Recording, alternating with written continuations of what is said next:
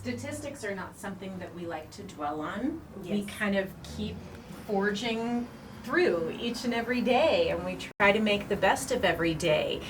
And with doing Teen of Impact, she had to write her why.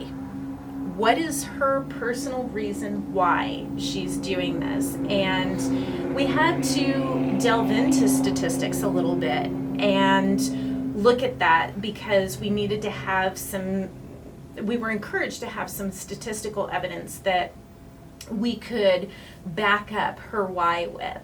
And her situation is so unique because it's not like, oh, well, my uncle had a heart attack, or, someone else in the family or a family friend she knows had heart disease. This is so personal to her with a heart transplant.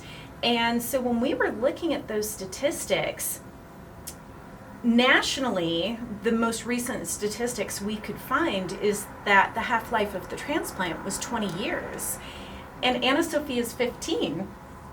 And she looked at me and she goes, Mom, that's 5 years from now. And then the tears started for both of us.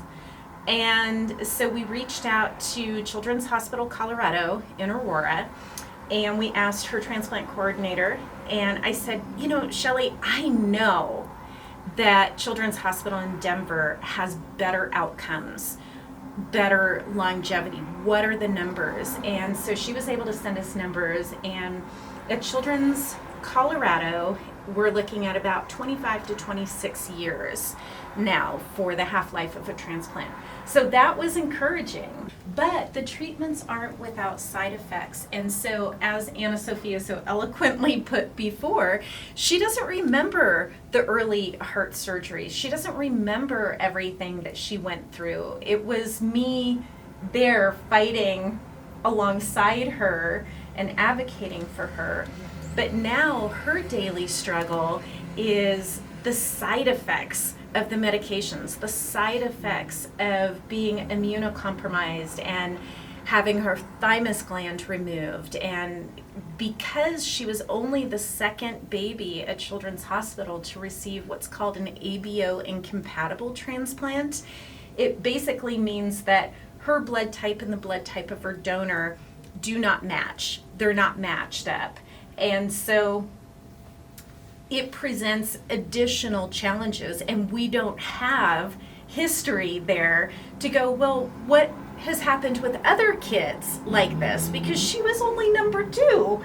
And so what we have found is about 50% of those kids that are transplanted as infants and have had that thymus gland removed, and then we suppress their immune system, about 50% of those kids end up with an autoimmune disease or disorder of some kind. And so things like that are part of her daily struggle. And in addition to that, we find that these kids who have had lots of medical stuff going on, like her, she's a frequent flyer to transplant and to Children's Hospital, they also battle anxiety. And so it's something that the Heart Institute is really trying to pay attention to, because they're seeing more and more of these kids as they hit adolescence really kind of struggling with that. And I can't say that I entirely blame them. I mean, the issues that she deals with as a 15-year-old are very unique, and not a lot of other teenagers are dealing with that. So, which is why it's hard, because every other teenager, at least when I was in middle school, and last summer when I decided to try out a week-long acting camp, there was a lot of drama.